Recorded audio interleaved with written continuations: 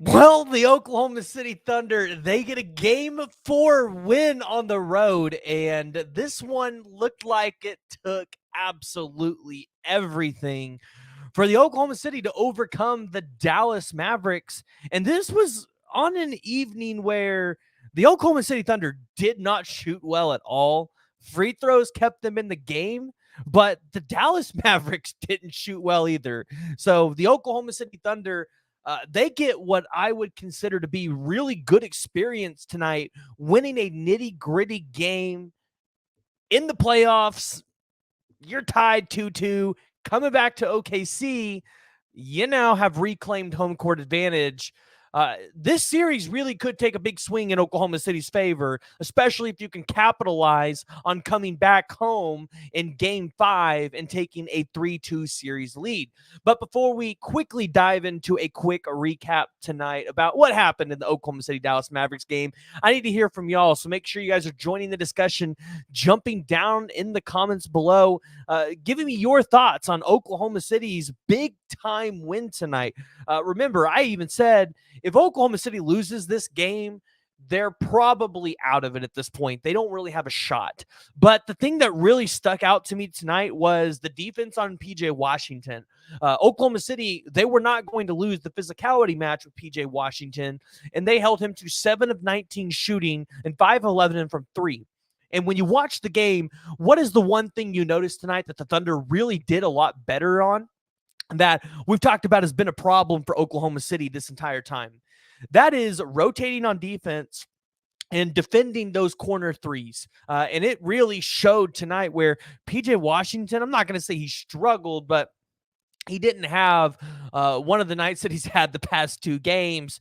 And definitely Kyrie Irving and Luka Doncic, although they were both in the plus, Kyrie at +4, Luka at +1, they didn't make a huge impact. Kyrie had 9 points. Luka had 18 points, 11 rebounds, and 10 assists, so a triple-double.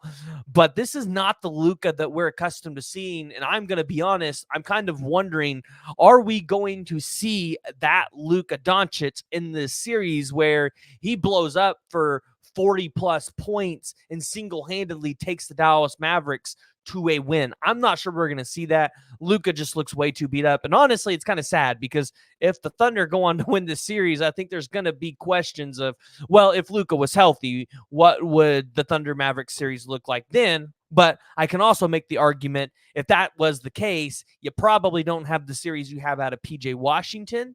So this could have been a completely different series.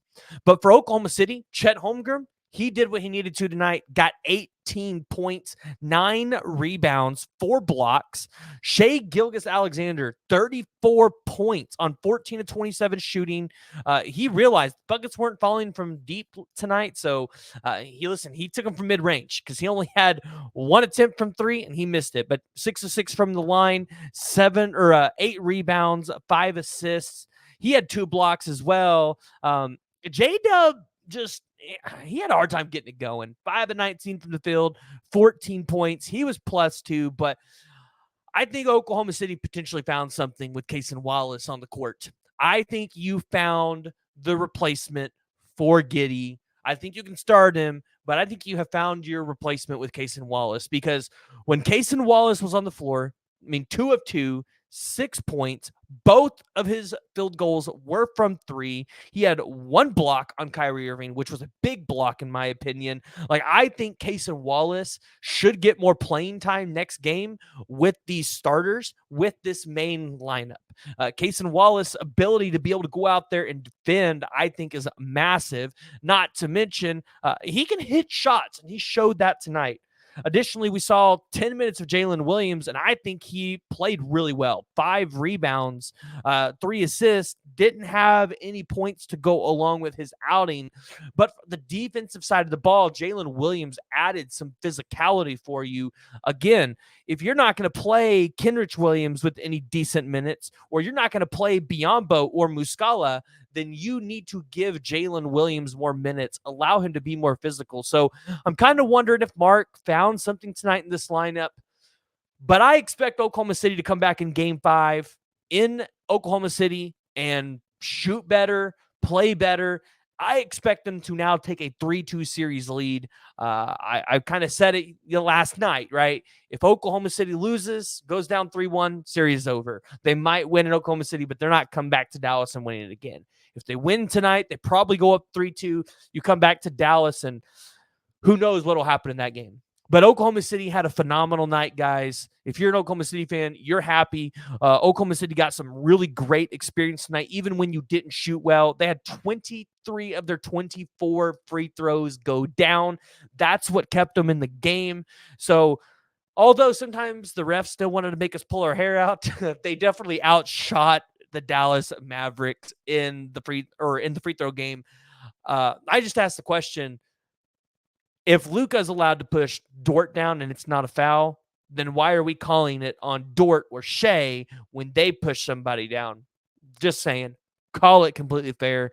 But overall, really good game. I really think this rivalry between the Dallas Mavericks and Oklahoma City, it's going to heat up. And whether you're a Dallas Mavericks fan watching this or you're an Oklahoma City fan, I think this rivalry, even in the regular season for years to come, is going to be a lot of fun.